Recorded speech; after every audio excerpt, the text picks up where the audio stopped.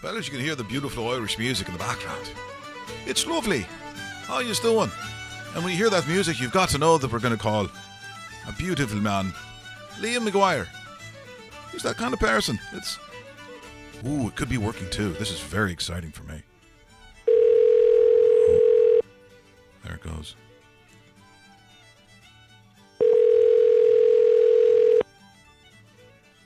Hello. How's she going by? How's she going? Oh, look at that. Beautiful Liam Maguire joining us. Let's have a wee clap it like that. Liam. Are you sober, son? Is it okay? No. Perfect. Well, Welcome to the show. I got to tell you, on the first day of the National Hockey League playoffs, you shouldn't be sober. It's a great time of year. We played a wee bit of Irish music for the luck of the Irish, for those who are looking for the luck. And here in Toronto, Liam, they seem to feel lucky. Are they lucky? I don't think they'll win this series, but they could. And I don't know how often in recent memory that going back to probably when they last played Ottawa, when I think there were some series that I liked their chances in. But even some of those series, I thought Ottawa were favorites as well. But I think Boston's going to be just a little too strong, especially with home ice advantage at the end of the day, guys. But I think the Leafs are going to be a tough out, man. They've got two lines who can score. Big question will be how they defend and how Anderson plays in the pipes. And they could make some noise for sure. But in a best of seven at the end of the day, I think, if you got to be fair to yourself, you got to call the Bruins to win the series. Well, Dave talked about that earlier today in his breakdown, and I also think that, when I'm looking at this Leaf team, I see the progress, I see what they have done to get to this point, but they're not done.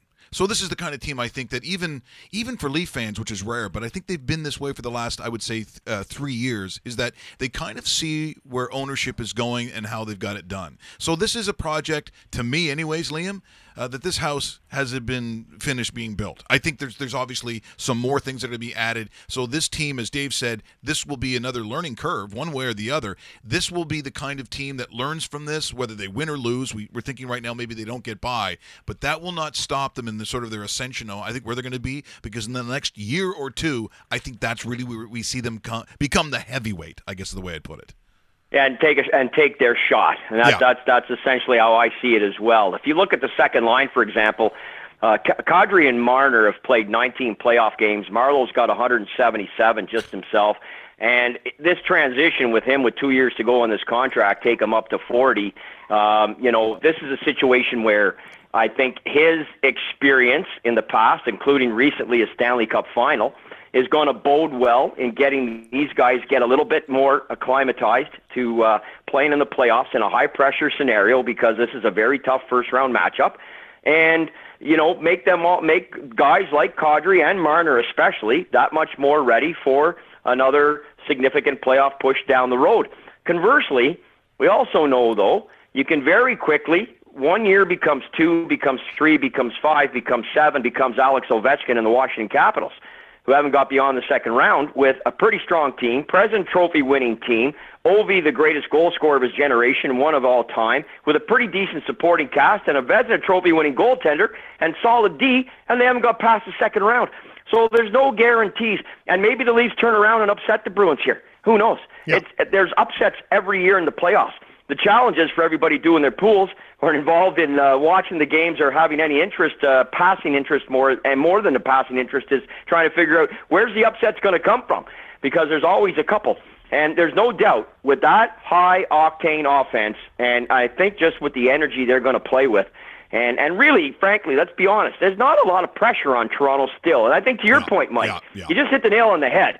They've got the ability here where they're still playing on house money. I really believe that this year. It's next year, even if they ended up against the Bruins, even if they finish behind the Bruins in the standings, you have to start to say, hey, you know what? It's our time. Now it's our time to step up here, and we got to find a way to get it done. And this year, I still think they're on house money. But I think the smart money's on Boston. But at the end of the day, you take the odds. That's why we got Vegas in the league, baby. You go make some bets, man. Hey, Leo, my two upsets in the first round are Los Angeles over Las Vegas, and I have Columbus stopping the Washington Capitals. Who do you have for your upsets, if you do have upsets in the first round with the 8 matchups across the board? Yeah, well, it's funny. I got LA as well. I guess I'm one of these guys that's been waiting all year for that balloon to break in Vegas, and it looked like they got rattled there, about a month ago. Yep. And they lost some home games. They were getting some goals scored against. The offense dried up a little bit, and then they came back and finished strong and won the division. So they kind of put the exclamation mark on the whole operation. But having said that, Jeff Carter coming back healthy has been a massive surge for the Los Angeles Kings. The reclamation, that's not even the right term, the resurgence of Dustin Brown and Drew Doughty have been massive for, Drew Doughty's going to get Norris Trophy votes. I don't think he's going to win it, but he's going to get votes. And he's had his best year in 3 years. Then you got Johnny Quick. I'll tell you, they don't have home ice, but they still have a fairly battle-tested nucleus there. And if there is going to be an upset, Dave, I totally agree with you. That to me is the one that's the most likely. I don't know that there's any others that really jump out at me. Columbus is a nice story for sure. They're kind of in that same position, right? I mean, you look at the run they went on there last year, winning 16 straight games, almost tying the Pittsburgh record from '93 during the regular season. Unbelievable. But at the end of the day, when push comes to shove, I mean, I don't know, man. You're counting on Vanek to step in and help you come playoff time. That's not really doing it for me, with all due respect to how he went over there and did some pretty good things after the trade. We've seen this show before with him. I mean, they've got a great cast there, but I think you hit the nail on the head, buddy. I got to go along with you on that. I think the most likely upset anyway is LA over Vegas, where you're looking down at the 8 right now. That's the one that stands out to me. When I circled Columbus on my sheet, Liam, the only thing that bothered me about Washington was the goaltending situation, and they confirmed Philip Grubauer will start. That's nice. If I'm the Capitals, though, I'm going, where the hell has Brendan Holtby been for us this year, especially the second half? Because not only was he supposed to be their goalie, the guy, he was supposed to be the guy that was going to be pushing Carey Price out of the Team Canada's net for the top goaltending spot, and this guy wouldn't even make the team if they selected one right now. I think the guy's dropped off the face of the earth, and I think that's a major disappointment. I hope he can turn it around. Good Saskatchewan kid. I love him. Everything great about him, but come on. This is supposed to be his time to shine, and he's sitting there on the sidelines. Well, I totally agree with you. And if you think that there's, if you're feeling that way, imagine there's got to be some Cap fans that are a little concerned about that. Try being the Philadelphia Flyers. Yeah, for the last 25 years. I mean, come on. You're going to play against the Penguins with Brian Elliott. Okay. And this is when you've had this is the best I've ever seen Claude Giroux play. And I know he was runner-up for the Hart a few years ago. To me, he's even better this year. It's just the Hart is just such an absolute train wreck right now this season. So I don't know what's going to happen here, but it's going to be absolutely unbelievable to watch this first round, as it always is. As they call it the second season, and I do believe that. I mean, I don't sometimes look, there are trends that you can't ignore. There are teams, there's resumes that you can't ignore. But sometimes if a team all of a sudden, and I'll put Tampa Bay in this category, as gaudy as maybe some of those points look like, and as far as the kind of streak that they had at different times throughout the year, I also saw them play some really sloppy hockey, and I'm talking mostly on the back end, including the goaltending. If I'm a Lightning fan right now, I'm going to hold my breath a little bit, but I don't even know if they make it, quite frankly, to the conference final. Well, I don't see them getting there. I think really, Mike, we all want to try and figure out a way on the 8th series here where we can see a trend where somebody could step up and do something. In the second round of the playoffs, if things go according to just the way they are right now, you're going to have a series of the Winnipeg Jets against the Nashville Predators. It's got potential to go down as one of the best playoff series maybe in the last decade, and it's going to be in the second round of the playoffs.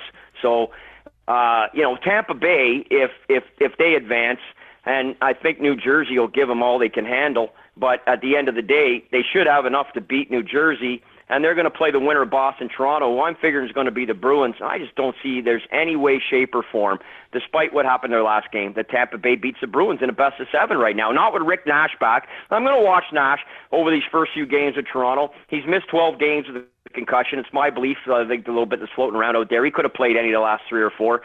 they were right there. I don't think they really cared, to be honest. They rested Chara a couple games too. They were platooning guys in and out of the lineup.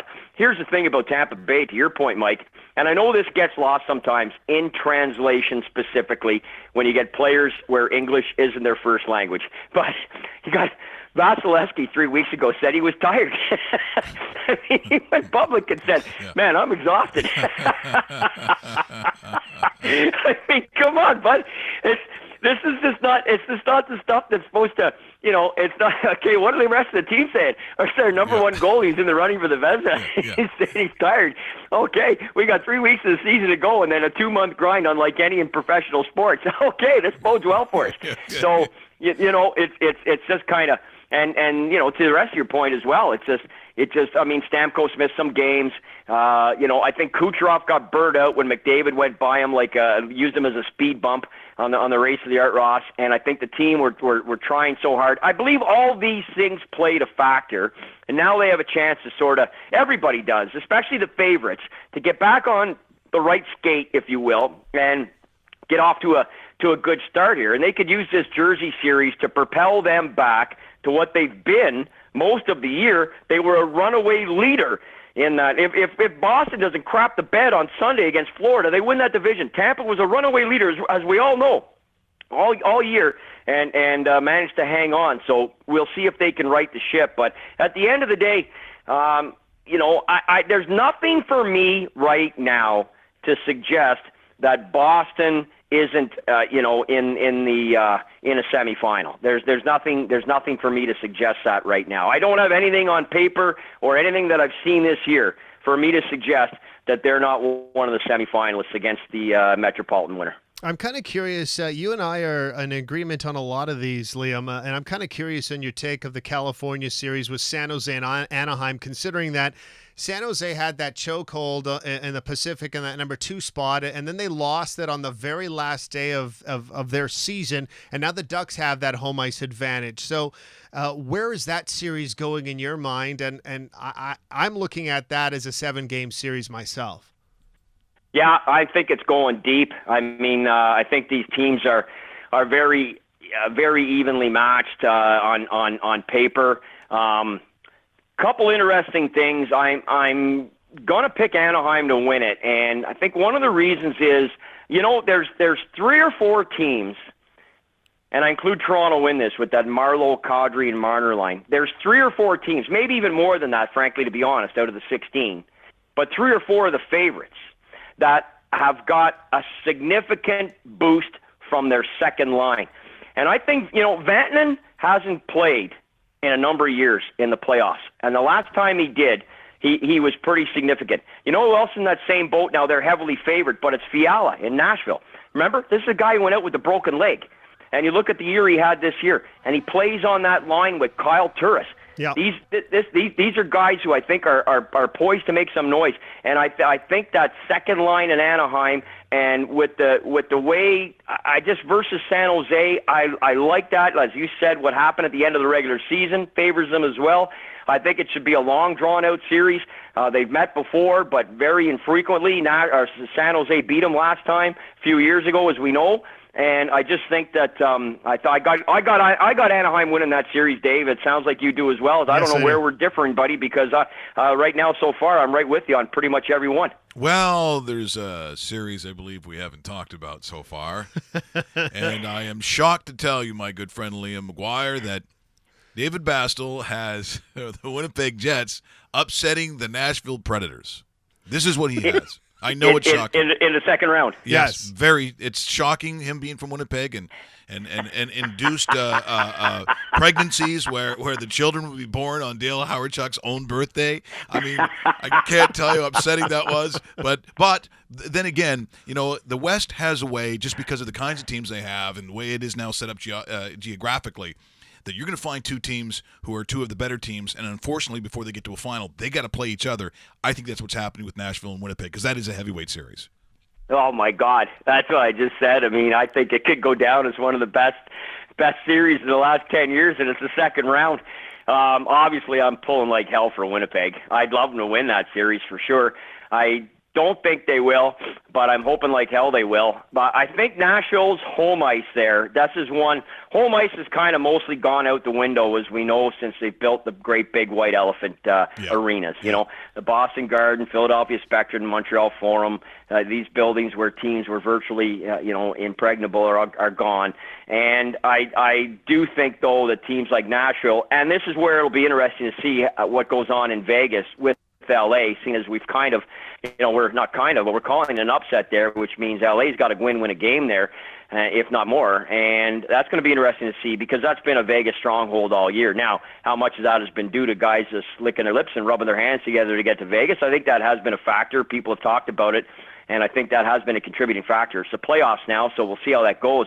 But in respect to Nashville, they're another team with just a glittering home ice record. They've got the most gifted defense core in the league. You're backed by Rene, and then you got that firepower up front, not the least of which is having a guy like Fisher back to handle some of the defensive and penalty kill situations. You got Turris on your second line, and you've got I said Fiala healthy. You've just got a multitude of weapons there. So do the Jets. And, a line A could, be a difference. I mean, there's a second line in Winnipeg right there, for example. Goes to the point I was just making. You got so many second lines that could be the deciding factor on these teams. It's going to be very, very interesting to see. Even if you go down to Pittsburgh Penguins, the two-time defending Stanley Cup champion, you got Kessel on the third line with Derek Brassard. So how's that going to look? So I just think at the end of the day, I think the Preds will have too much. Now, could Hellebuck step up? He's got to be the difference. He's got to have almost a Conn Smythe, probably not almost. He probably has to have a Conn Smythe type series to get them past the Preds, because I think the Preds power play and just their strength, their home ice advantage. To me, there's too many check marks on the Preds side for them to lose that series. But I can't wait. If it goes according to plan, and we see them in that second round, I won't miss a single solitary second of it, I'll tell you that. The one thing that I actually was going to – I kind of have to go back to the Boston scenario a little bit. You have to hand it to that organization because, where they were on top of the world, and, you even go back to the Stanley Cup against the Canucks. I mean, they lost a coach at that time. They've moved out their longtime general manager, and yet they're back again. Like, to me, I just think that in this day and age, in order to go up, you usually tend to have to go all the way down, almost literally bottom out, in order to, get draft picks, and in order to, there's just this whole series of time that it takes once you fall from the good graces of being a higher level team. It's a long process, and a lot of times you do have to sort of bottom out. Well, they didn't. They're back again. I think that's a huge compliment to their organization. Well, it is, Mike, for sure. And when you think about it, they win that cup in 2011. They have a bad 17 seconds. Otherwise, they force Game 7 in 2013. And they lose to Chicago in shocking, sudden fashion in 2013. Chicago wins their second of three Stanley Cups with this modern run of theirs anyway. The previously Cups coming in 1934, 1938, 1961. So they've got a total of 6. Pretty remarkable run that they've been on. It looks like it's probably over for them, much like it is for Detroit. Who knows? Because, to your point, in Boston's case, they lose the final in 2013. They get beat in the second round in 2014, and then they miss the playoffs 2 years in a row. Before coming back in last year, missing 6 regulars and getting taken out by the Ottawa Senators in the first round. So they have not had a particularly good run, and now they've got the emergence of this youth on the back end, a rejuvenated Chara. Kubobin has come in and has been a real nice compliment to Rask, who's been flighty on his best days, trying to carry the mantle from Tim Thomas. And you've got Patrice Bergeron and Brad Marchand playing the greatest hockey of their lives, and largely leading the offense with obviously a number of other players. I mean, go down the line, Pasternak, Krejci. Look at what they've got from DeBrusk. I mean, we all know where they've supplemented the offense. But I think, to your point, it's an example of how quickly things. You don't have to wallow in the bottom like Chicago did, like Los Angeles did, like the aforementioned Bruins did. If you go back and check those teams' records in the 2000s and see how abysmal they were, Chicago missed the playoffs 9 out of 10 years. 9 out of 10 years before they started on that run.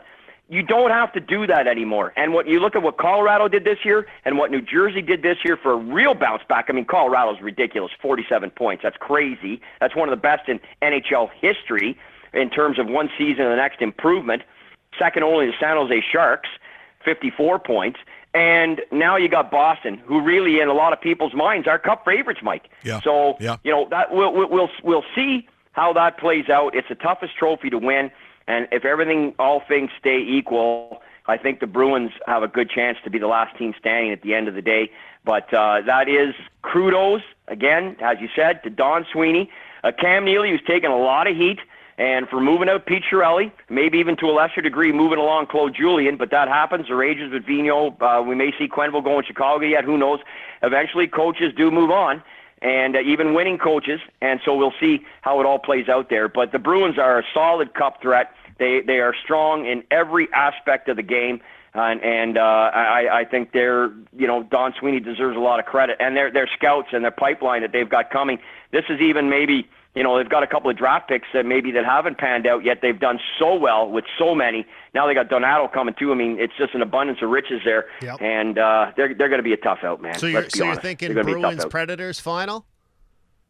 Well, that's a conventional thinking right now, I think, Dave. I mean, you got, if you're looking on right now, if you're picking other teams to be there, you've got to somewhere pick upsets, and I'm looking right now. I'm in the pools like everybody else is, and I'll do a pool where I'll go right where my head and say, okay, I'm loading up on Bruins and Preds. It's just that's the way I see it.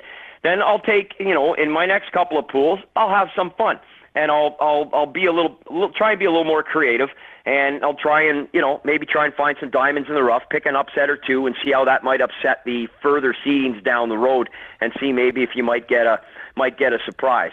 One of the biggest things that's happened, really, since the run of the Avs, the Colorado Avalanche, New Jersey Devils, and to a lesser extent Detroit, because their run lasted so long. They had the late '90s run, and then another Cup in '02, another Cup in '08, and a final in '09. After finals in '95 and Cups in '97 and '98, and they were strong throughout, right? So since those three teams more or less went by the wayside, it's been a lot of teams. You know what I alluded to? Or I refer to it as the old double Ferris wheel. Everybody probably was on one at some point in your life. I know when I used to go on them, we'd smuggle on 5-6 beers, try and drink them before the ride ended. But when the Ferris wheel rolls around to the top, the challenge was always to how long can you stay up there? You'd float, try and ride the car, keep it rocking. How long could you stay at the top? And if you came down, did the wheel just pit? Did you do the one turn, or did you all go all the way down to the bottom? That's what I always feel the NHL is for an analogy right now. Because if you look at 2002, Detroit wins a Cup. They beat Carolina in the finals. Carolina. 4 years later, Carolina won the Cup. 2003, New Jersey won their last Cup, and they beat Anaheim in the finals. 4 years later, Anaheim won their one and only Cup. 2004, you got Tampa Bay, Calgary in the finals. You kidding me? Look at the next year that they played, 05 lockout, 06, Carolina beats the Edmonton Oilers in the Stanley Cup final. 2007, Anaheim beats the Ottawa Senators. So even in recent memory, you've had a number of different teams that have gone on a miracle run. Could somebody do that this year? Could it be the Winnipeg Jets? And it's not like they'd be coming off the floor to do it, right? But they could be a team that makes that type of noise this postseason. There's no doubt about it. And when I'm picking in my second and third pools, I'll angle that way, almost of my heart, because I'd love them to win more than anybody. But that's kind of the way I look at it anyway.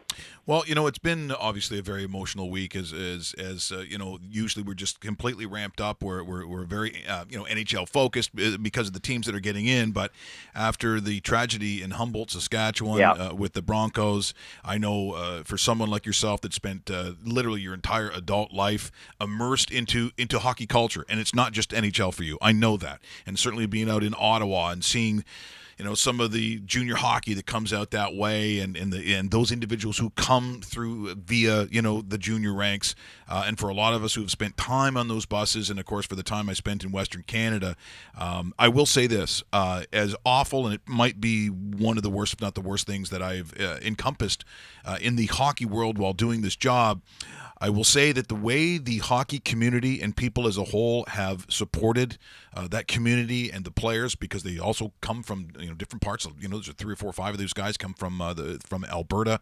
It's been really quite remarkable how people have responded.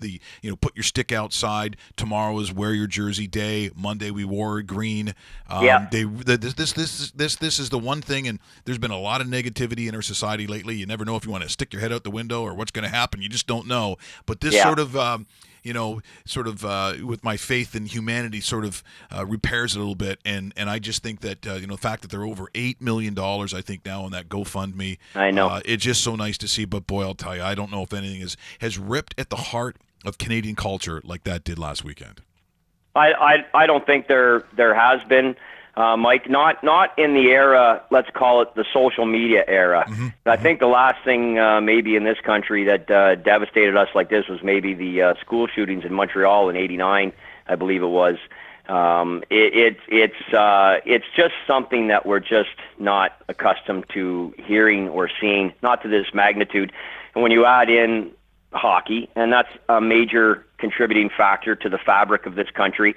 As I've said on numerous shows this week that I've done, and primarily some of them, to be honest, brought on just to talk about that, because you're right, I am immersed in the hockey culture, and I just recently finished coaching 12 years of minor hockey. We took buses every year to go to every tournament. Every tournament we went in, we got a bus, and we went in some cases hundreds of kilometers. Now, we don't do the traveling that you do with the junior A team. It's immaterial. Fact is, we're on big coach charters, and we're traveling on the highways in the middle of the winter, and it's just... as I wrote on my blog, I wrote about it, and it really is the expression there, but by the grace of God go I, and I added, and our children, and it was a gut-wrenching when the announcement came. I mean, initially that we were told fatalities, and then several hours later, 14, as we know now, 15, with still some in critical, including one paralyzed, it sounds like. I can't even begin to describe to you. I basically almost fell to my knees. I can't recall ever being as physically devastated from any news that I've ever gotten in my entire life as when I heard what the finality was, and certainly some of what the finality was immersing publicly.